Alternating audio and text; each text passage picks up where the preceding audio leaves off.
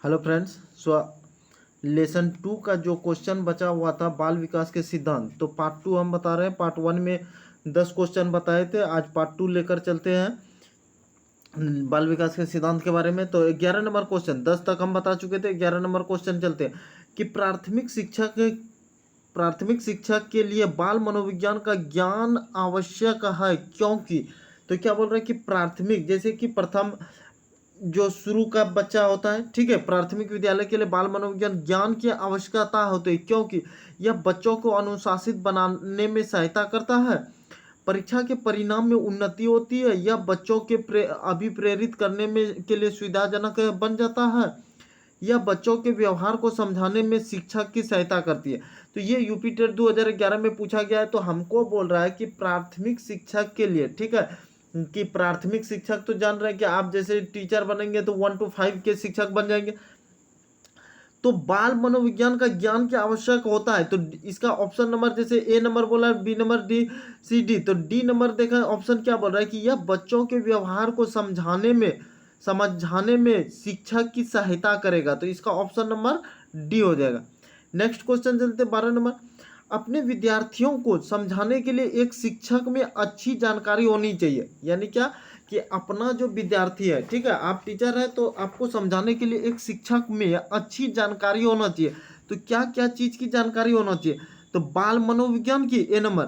दूसरा ऑप्शन बोल रहा है बच्चों को समझाने की प्रवृत्ति की, सी नंबर विषय वस्तु के प्रति विद्यार्थियों के मत की, और डी नंबर बोल रहा है तो उपरोक्त सभी। तो इसका क्या हो जाएगा, ऑप्शन नंबर क्या हो जाएगा, डी नंबर, उपरोक्त सभी। नेक्स्ट क्वेश्चन चलते हैं 13 नंबर, मनोचित्रण एक संदर्भ है। मनोचित्रण क्या है, एक संदर्भ, अर्थग्रस्तता को बढ़ाने की एक तकनीक, जोखिम भरे कार्य के लिए कर्म योजना, मन में चित्रण का खींचना, मन के कार्य का अन्वेषण। तो क्या बोल रहे हैं कि मनोचित्रण का संदर्भ है, ठीक है, मनोचित्रण का संदर्भ है, तो किसका, तो डी नंबर ऑप्शन हो जाएगा, मन के कार्य का अन्वेषण। नेक्स्ट क्वेश्चन चलते हैं 14 नंबर हमारा दिया है कि मनोवैज्ञानिक के अनुसार बाल विकास की कौन सी अवस्था सबसे जटिल व कठिन है। मनोवैज्ञानिक के अनुसार, ठीक है, उसके अनुसार बाल विकास, ठीक है, हमको क्या बोल रहा है, बाल विकास का कौन सी अवस्था सबसे जटिल और कठिन है, कौन सा अवस्था, तो शैशवावस्था, किशोरावस्था, बाल्यावस्था। तो कौन सा अवस्था सबसे जटिल हो जाएगा, तो हम बताए थे पिछली कक्षा में भी, ठीक है, तो क्या हो जाएगा, किशोरावस्था, ये सबसे जटिल है, वह कठिन है। 15 नंबर क्वेश्चन, एक पीटी यानी प्ले शिक्षक क्रिकेट के खेल में अपने शिक्षार्थियों को क्षेत्र रक्षण को सुधारना चाहता है। यानी क्या, एक शिक्षक जो है क्रिकेट खेल के अपना जो विद्यार्थी लोग है उसको क्या करता है, क्षेत्र में सुधारना चाहता है। निम्न में से कौन सी युक्ति शिक्षार्थियों को अपना लक्ष्य प्राप्त करने में सर्वाधिक सहायता करेगा। यानी कौन सा, 4 तो युक्ति दिया है, इसमें कौन सा युक्ति सबसे अच्छा है, ठीक है। तो देखा पहला बोल रहा है जैसे शिक्षार्थियों का क्षेत्र रक्षण का अधिक अभ्यास करवाना, यानी फील्डिंग, ठीक है, कि शिक्षार्थी जो है उसका क्षेत्र रक्षण यानी फील्डिंग अधिक अभ्यास करवाना। बी नंबर ऑप्शन बोल रहा है शिक्षार्थियों को यह बताना कि क्षेत्र रक्षण सीखना उसके लिए किस प्रकार महत्वपूर्ण है। सी नंबर बेहतर क्षेत्र रक्षण और सफलता में दर के पीछे तर्क स्पष्ट करना। और डी नंबर है क्षेत्र रक्षण को प्रदर्शित करना और शिक्षार्थी अवलोकन करना। तो हमको क्या क्या बताना है कि इसमें कौन सा सबसे अच्छा युक्ति है, ठीक है। तो सब देखा कि एक शिक्षक जो है क्रिकेट के खेल में अपना शिक्षार्थी को अच्छा करेगा, अच्छा लाना चाहेगा, सुधारना चाहेगा, तो उसके लिए क्या करेगा, शिक्षार्थी को क्षेत्र रक्षण में अधिक अभ्यास करवाएगा। जैसे उसको अधिक अभ्यास बच्चा को करवाएगा तो वो क्या करेगा, सीख जाएगा। बार बार अगर क्रिकेट खेला रहा है उसको ज्यादा बार अभ्यास करवाएगा क्रिकेट खेलने का, तो वो सीख जाएगा। तो ऑप्शन नंबर इसका ए हो जाएगा। नेक्स्ट क्वेश्चन चलते हैं 16 नंबर क्या बोल रहा है कि इनमें से कौन सा बाल विकास का सिद्धांत, बाल विकास का एक सिद्धांत है, ठीक है, बाल विकास का एक सिद्धांत है, इसमें से बताना। विकास परिपक्वन तथा अनुभव के बीच अन्योन्य क्रिया की वजह से घटित होता है, ये पहला ऑप्शन। बी नंबर ऑप्शन है विकास प्रत्येक बच्चा में गति सही ढंग से अनुमान लगा सकता है। अगला पॉइंट, अनुभव विकास का एकमात्र निर्धारक है और विकास प्रबलन तथा दंड द्वारा सुनिश्चित किया जाता है। तो हमको बताना है कि बाल विकास का एक सिद्धांत है। बाल विकास का कौन सा सिद्धांत है? तो ए नंबर ऑप्शन हो जाएगा, विकास परिपक्वन तथा अनुभव के बीच अन्योन्य क्रिया की वजह से घटित होता है। नेक्स्ट क्वेश्चन है, निम्नलिखित में से कौन सा बाल विकास का एक सिद्धांत नहीं है? ठीक है, अभी तुरंत बोला बाल विकास का सिद्धांत है 16 नंबर में, और 17 नंबर में बोल रहा है कि बाल विकास का सिद्धांत नहीं है। तो देखा ए नंबर ऑप्शन क्या बोल रहा है कि सभी विकास एक क्रम का पालन करता है। ए नंबर ऑप्शन क्या बोल रहा है कि सभी विकास एक क्रम का पालन करता है, विकास के सभी क्षेत्र महत्वपूर्ण है। तो देखा कि कौन सा विकास का सिद्धांत नहीं है हमसे पूछा, तो पहला नंबर ऑप्शन तो सही है, बी नंबर भी सही है। ठीक है, सी नंबर ऑप्शन क्या बोल रहा है कि सभी विकास परिपक्वन तथा अनुभव की अंतःक्रिया का परिणाम होते हैं। अभी तुरंत 16 नंबर में क्वेश्चन में था, तो ये भी सही है।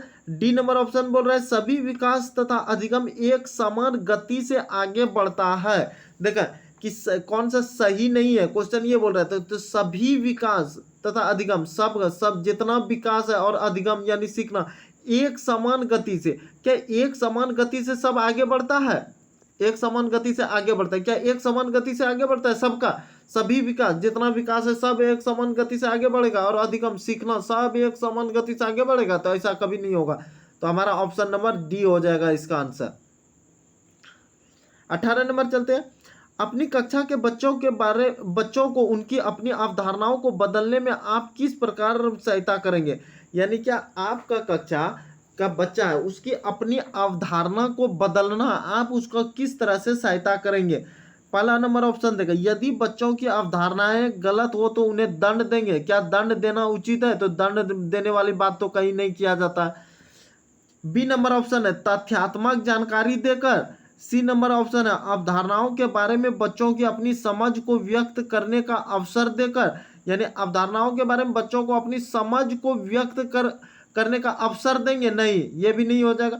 बच्चों को सूचनाएं लिखकर उन्हें याद करने को कहकर, याद रखने वाला चीज तो नहीं होगा, तो ये नहीं। तो हमको ऑप्शन नंबर क्या हो जाएगा? B number. ठीक है, कि अपनी अवधारणाओं को बदलने में आप किस प्रकार सहायता करेंगे? तो तथ्यात्मक जानकारी देकर। तो इसका बी नंबर ऑप्शन सही हो जाएगा। नेक्स्ट क्वेश्चन चलते हैं, 19 नंबर क्या बोल रहा है? बाल मनोविज्ञान का क्षेत्र है, बाल मनोविज्ञान का क्षेत्र है। तो देखा क्या बोल रहा है कि केवल शैशवावस्था की विशेषताओं का अध्ययन, केवल गर्भावस्था, केवल बाल्यावस्था विशेषताओं, गर्भावस्था से किशोरावस्था की विशेषताओं का अध्ययन। चारों ऑप्शन है। तो देखा कि जैसे केवल बोल दिया, ठीक है, 3 ऑप्शन में केवल बोल दिया, ये भी एक पॉइंट याद रखने वाली चीज है कि जैसे केवल बोल दिया तो उसको नहीं लेना है। ठीक है, तो बाल मनोविज्ञान का क्षेत्र क्या हो जाएगा? गर्भावस्था से किशोरावस्था की विशेषताओं का अध्ययन, डी नंबर। जैसे केवल बोल दिया तो केवल को नहीं लेना है। नेक्स्ट क्वेश्चन है, वह अवस्था जो कि माता पिता के 21वें गुणसूत्र जोड़े के अलग न हो पाने के कारण होती है, कहलाती है क्या? Down's syndrome, Klinefelter syndrome, Turner syndrome या विल्सन सिंड्रोम। तो क्या कहलाएगा? 21वें गुणसूत्र जो अलग न हो पाने का कारण होती है, कहलाती है क्या? Down syndrome. तो ये ए नंबर ऑप्शन सही हो जाएगा। नेक्स्ट क्वेश्चन है, तनाव को कम करने के अप्रत्यक्ष ढंग कहलाते हैं। ठीक है, तनाव को कम करने के अप्रत्यक्ष ढंग कहलाते हैं। क्वेश्चन समझे बहुत अच्छा से।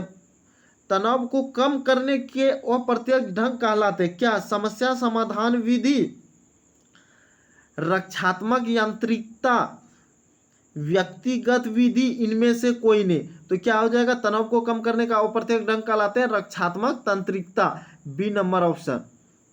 ठीक है, नेक्स्ट क्वेश्चन चलते हैं। 22 नंबर क्या है कि सूझ या अंतर्दृष्टि के सिद्धांत का प्रतिपादन किसने किया? यानी सूझ या अंतर्दृष्टि, अंतदृष्टि। ठीक है, सूझ या अंतदृष्टि के सिद्धांत का प्रतिपादन किसने किया? थॉर्नडोइक, गेस्टाल्टवादी मनोवैज्ञानिक, हेगार्टी स्किनर। तो किसने किया है? गेल्टास्टवादी मनोवैज्ञानिक ने सूझ या अंतदृष्टि का प्रतिपादन गेल्टास्टवादी मनोवैज्ञानिक ने। नेक्स्ट क्वेश्चन चलते हैं और ये अंतिम क्वेश्चन है। निम्नलिखित में से कौन सा मनोवैज्ञानिक ने किशोरावस्था को परिभाषित किया कि किशोरावस्था वह काल है यानी अवधि है जिसमें बालक और बालिकाएं मानसिक, संवेगात्मक, सामाजिक और शारीरिक रूप से बाल्यावस्था से प्रौढ़ावस्था की ओर जाते हैं। किसने? एस.टी. जरसील्ड ने यह बात कहा, ई.बी. हरलॉक ने कहा, आई.पी. डेविस ने कहा, एच. सोरेनसन ने कहा। तो ये किसने कहा? ए.टी. जरसील्ड ने। ए नंबर ऑप्शन, ए.टी. जरसील्ड ने ये बात कहा है। ये एकदम याद रखना है कि किशोरावस्था वह काल है जिसमें बालक और बालिकाएं मानसिक, सामाजिक से शारीरिक रूप से बाल्यावस्था से प्रौढ़ावस्था की ओर जाता। ये ए.टी. जरसील्ड ने कहा। तो हमारा लेसन 3 का जितने भी क्वेश्चन थे हमने वो पूरा करवा दिए। पार्ट 1 इसका है, पार्ट 2 है, क्योंकि 2 पार्ट में इसको बांट दिए। तो हमने पूरा पार्ट 3 लेसन 3 को पूरा कर दिया। जितने भी प्रीवियस ईयर से रिलेटेड थे, जितने भी टेट में पूछे गए थे, सारे को हमने बता दिया। अब नेक्स्ट चैप्टर चलेगा आनुवांशिकता तथा वातावरण, लेसन 4 चलेगा। और आप मैथ के भी कुछ क्वेश्चन को हम जैसे कि दे रहे हैं, मैथ के भी क्वेश्चन को बनाने वाला बहुत ही शॉर्ट ट्रिक से हम बता रहे हैं, उसको भी आप देखेंगे, मैथ के भी क्वेश्चन को। Thank you. हमारे चैनल के साथ जुड़ने के लिए धन्यवाद।